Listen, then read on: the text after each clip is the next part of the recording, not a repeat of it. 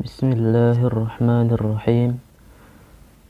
Innal hamdalillah nahmaduhu wa nasta'inuhu wa nastaghfiruh wa na'udzu billahi min shururi anfusina wa min sayyiati a'malina. May yahdihillahu fala mudilla lahu wa may yudlil fala hadiyalah.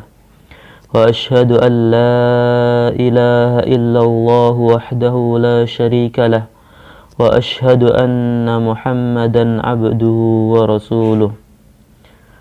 Ya ayyuhalladzina amanu taqullaha haqqa tuqatih wa la tamutunna illa wa antum muslimun. Ya ayyuhan nasu taqu rabbakumul ladzi khalaqakum min nafsin wahidah wa khalaqa minha zawjaha وبث منهما رجالا كثيرا ونساء واتقوا الله الذي تساءلون به والأرحام إن الله كان عليكم رقيبا يا أيها الذين آمنوا اتقوا الله وقولوا قولا سديدا يصلح لكم أعمالكم ويغفر لكم ذنوبكم ومن يطع الله ورسوله فقد فاز فوزا عظيما. أما بعد فإن أصدق الحديث كتاب الله وخير الهدي هدي محمد صلى الله عليه وسلم وشر الأمور محدثاتها وكل محدثة بدعة وكل بدعة ضلالة wa kulla dolalatin finnar. Sahabat-sahabat sekalian yang dirahmati dan dimuliakan oleh Allah Subhanahu wa ta'ala, dalam pembahasan kali ini kita akan mengawali pembacaan kitab Al-Fawaid karangan Imam besar Imam Ibnul Qayyim Al-Jauziyah rahimahullahu ta'ala. Pada pembahasan perdana ini kita memasuki faedah-faedah tentang masalah akidah dan tauhid. Di sini beliau membawakan sebuah faidatun at-talabu minallah. Permintaan dari Allah Subhanahu wa ta'ala kepada para hambanya. Allah Subhanahu wa ta'ala memberikan berbagai macam nikmat, berbagai macam anugerah kepada kita semuanya yang sangat banyak, yang tidak bisa terhitung. Akan tetapi Allah Subhanahu wa ta'ala hanya meminta kepada kita semuanya permintaan yang tidak seberapa dibandingkan nikmat yang telah dianugerahkannya kepada kita semuanya.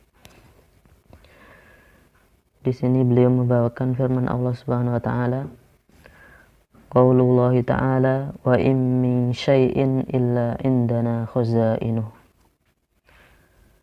Allah Subhanahu wa taala berfirman, dan tidak ada sesuatu pun melainkan pada sisi kamilah hazanah atau perbendaharaannya. Mutadamminun likanzin minal kunuzi. Ayat ini mengandung salah satu mutiara hikmah dari mutiara-mutiara hikmah yang begitu banyak, yang begitu luas, yaitu wahuwa anna kulla syai'in la yutlabu illa mimman indahu khazainuhu, bahwa segala sesuatu tidak dapat diminta melainkan kepada zat yang di sisinya lah segala perbendaharaan tersebut. Maksudnya adalah bahwasanya segala sesuatu permintaan itu hanya bisa diminta kepada Allah Subhanahu wa ta'ala. Wa mafatihu tilkal khazai yadaihi, dan zat yang merupakan pintu segala perbendaharaan tersebut berada di tangannya, yakni di tangan Allah Subhanahu wa ta'ala. wa anna talabahu min ghairihi talabun mimman laisa indahu wa la yaqdiru alaihi. Dan bahwasannya permintaan kepada selainnya, ketika ada seorang meminta kepada selain Allah Subhanahu wa taala, berarti itu adalah sebuah permintaan kepada makhluk laisa indahu wa la yaqdiru alaihi, yang memang tidak punya kekayaan, tidak punya kemampuan untuk mewujudkan keinginan atau permintaan tersebut. Wa qauluhu, dan dalam ayat yang lainnya Allah Subhanahu wa taala berfirman, wa anna ila rabbikal muntaha, dan sesungguhnya kepada Rabbmulah kesudahan segala sesuatu. Mutadamminun likanzin adimin, ayat yang kedua ini mengandung sebuah mutiara hikmah yang begitu dalam.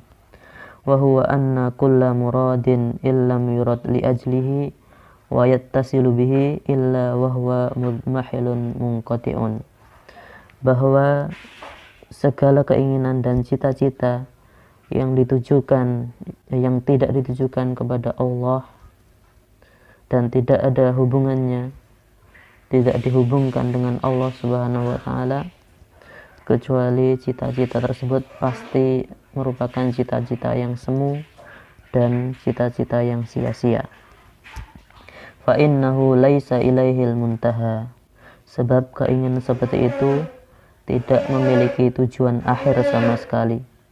Wa laisal muntaha illa ilal ladzi intahat ilaihil umuru kulluha, sebab segala sesuatu pasti akan berujung kepada zat yang akan kembali kepadanya segala sesuatu, yakni Allah Subhanahu wa taala. Fantahat ila khalqihi wa masyiatihi wa hikmatihi wa ilmihi, semua urusan pasti akan kembali atau berpulang kepada penciptaannya, masyiah atau kehendaknya, hikmah dan juga ilmunya. Fahuwa ghayatu kulli matlubin, Allah adalah puncak segala tujuan dan seluruh keinginan hamba. Wa kullu mahbubin la yuhabbu li ajlihi famahabbatuhu ana'un wa adabun, mencintai sesuatu bukan karena Allah akan mengakibatkan keletihan dan siksa. Wa kullu amalin la yuradu li ajlihi fahuwa dha'i'un wa batilun, dan segala perbuatan yang tidak ditujukan untuknya, untuk Allah, akan menjadi sia-sia dan percuma.